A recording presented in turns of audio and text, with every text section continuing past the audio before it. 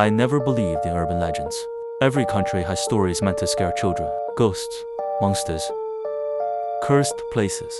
The internet makes them sound real, but once you grow up, you realize they're just stories. Or at least, that's what I thought. My name is Daniel, and 6 months ago, I took a business trip to Tokyo, Japan. It was my first time visiting the country. Everything felt different. The streets were spotless.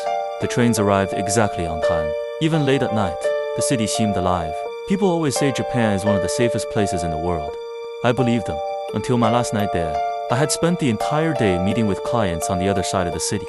By the time we finished dinner, it was already close to midnight. One of my coworkers looked at his phone and sighed. "You'd better hurry," he said. "The last train leaves in 20 minutes. I thanked everyone, grabbed my backpack, and hurried toward the station. Cold air hit my face the moment I stepped outside. The streets that had been packed only an hour earlier were almost empty. The neon lights reflected off the wet pavement from a light rain that had fallen earlier that evening. Everything felt strangely quiet, almost too quiet. I brushed the feeling aside and kept walking. 5 minutes later, I reached the station.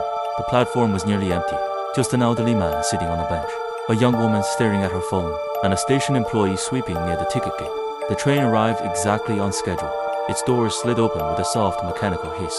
I stepped inside. To my surprise, the carriage was almost empty. I found a seat near the back and looked out the window as the train pulled away.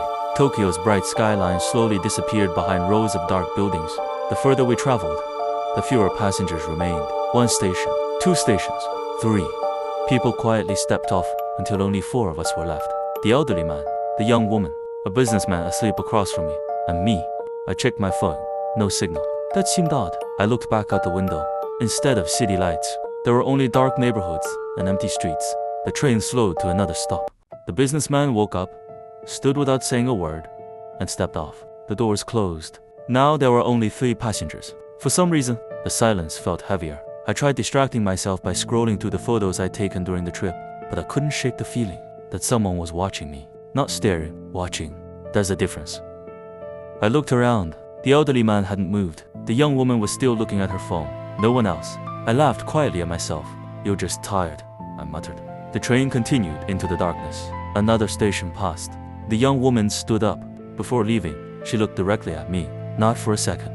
For several long seconds, her expression wasn't fearful. It wasn't angry. It looked concerned. Then, just before the doors closed, she spoke, softly, in English. "Don't answer her," I frowned. "What?" But the doors had already shut. She was gone. The train began moving again. I stared through the glass as her figure disappeared into the empty platform. "Don't answer who?" I smiled to myself. Maybe she'd mistaken me for someone else. Maybe it was some kind of joke. Still, those words echoed in my mind. Don't answer her. A few minutes later, the train lights flickered, just once. Then everything returned to normal. I looked toward the elderly man. He was gone. I hadn't seen him leave. I hadn't heard the train stop. 1 second he was there. The next, the seat was empty. A chill ran down my spine. I stood up and walked toward the front of the carriage. "Hello." No answer. I checked the next carriage. Empty. The one after that, also empty. The entire train was silent. I was completely alone, or at least, that's what I thought. As I turned to head back to my seat, I heard it. A woman's voice. Soft, calm, almost gentle. Behind me. "Excuse me." I froze. The carriage had been empty. I was certain of it. Then the voice spoke again. Closer, this time. "Am I pretty?" My heart stopped. Slowly, very slowly. I turned around, and standing at the far end of the carriage was a woman wearing a white surgical mask. She stood perfectly still. Her long black hair covered part of her face. One hand rested at her side. The other held a closed umbrella. She wasn't moving. She wasn't blinking. She was simply waiting. And somehow, deep down, I already knew exactly who she was. I couldn't move. The woman stood perfectly still at the far end of the carriage. The train continued racing through the darkness outside, but inside, everything felt frozen. Not a sound, not the hum of the engine, not the rattle of the tracks, just silence. She tilted her head, ever so slightly. "Am I pretty?" Her voice was calm, almost gentle, like she was asking for directions. Every instinct told me not to answer. Then I remembered the young woman's warning.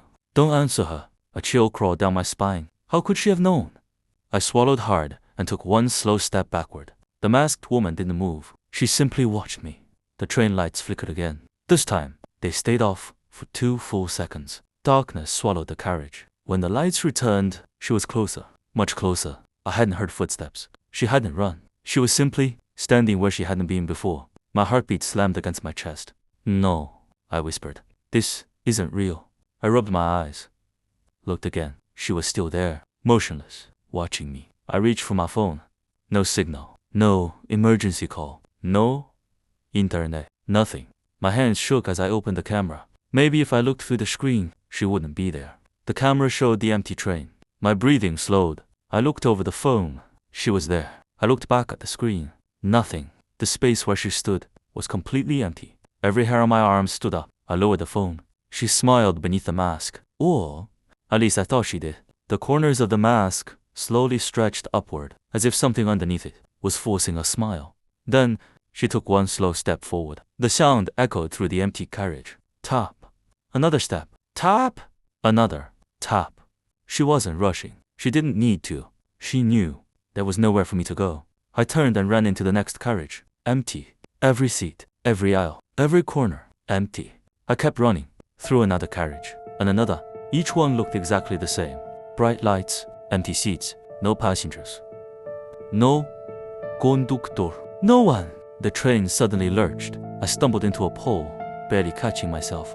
Then, over the speaker, a voice crackled to life. The words were distorted, broken, like an old radio struggling to work. Next.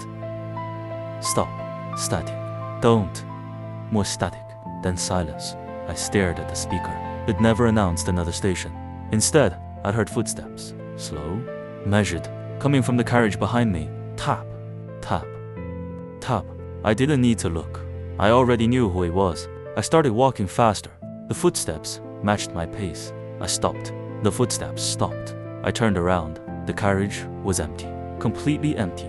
I let out a nervous laugh. I'm losing my mind. The moment those words left my mouth, a woman's voice whispered beside my ear.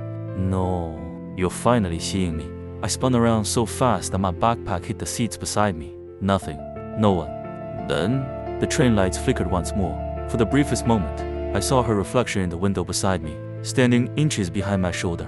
When I turned, she was gone. Again, I backed away from the glass. My breathing became shallow. Every survival instinct screamed the same thing. Get off this train. Suddenly, the brakes screeched. The train slowed. Outside the window, a station appeared. It was completely deserted. No passengers, no staff, no signs of life. The doors slid open. A calm electronic voice echoed through the carriage. Doors are opening. I didn't think. I ran. The platform was silent. The train doors closed behind me. I turned, expecting relief. Instead, I saw the masked woman standing inside the train, perfectly still, watching me through the glass. The train pulled away into the darkness, and just as the last carriage disappeared, I heard a voice behind me, soft, barely above a whisper. Am I pretty? I froze. She wasn't on the train anymore. She was standing, right behind me. I couldn't move. Every instinct screamed at me to run, but my legs refused. The woman stood only a few steps away. Her white surgical mask hid everything except her eyes. They never blinked. They simply watched me, waiting. The station around us was impossibly silent. No trains, no announcements, no footsteps. Even the air felt still.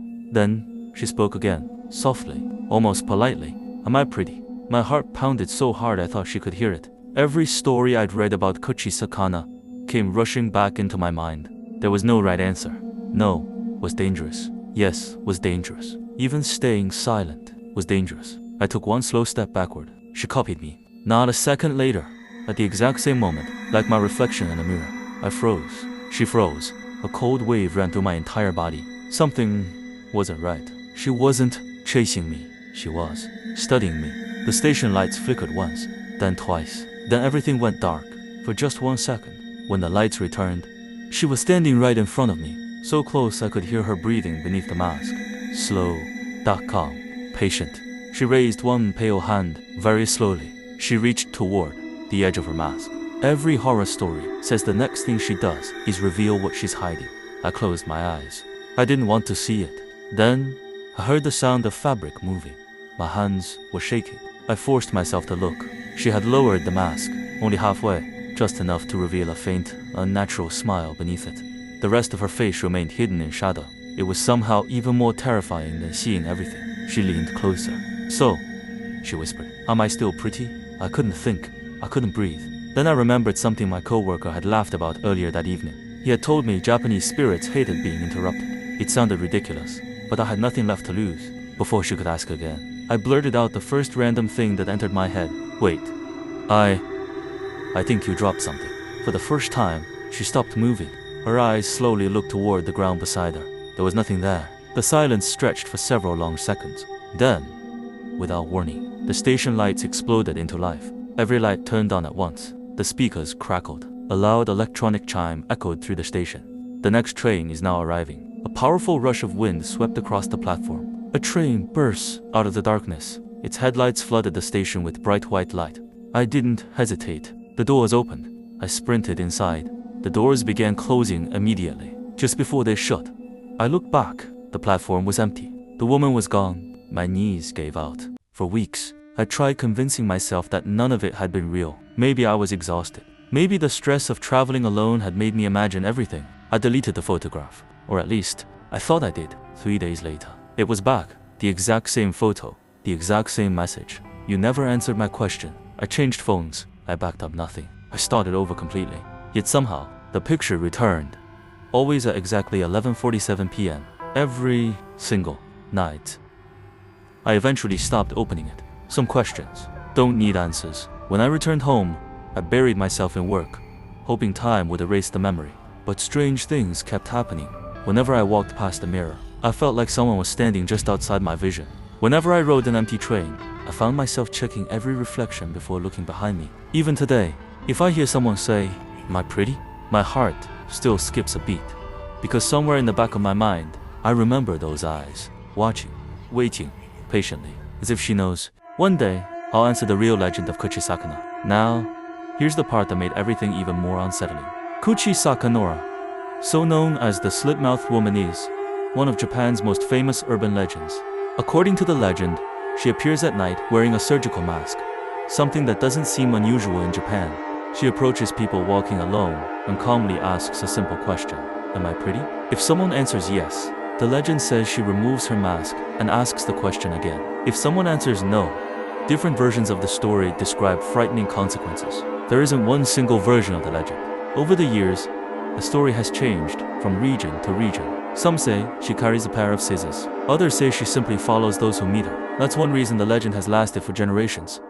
Every town seems to tell it a little differently. What's even stranger? During the late 1970s, rumors about Kuchi Sakana spread rapidly across Japan.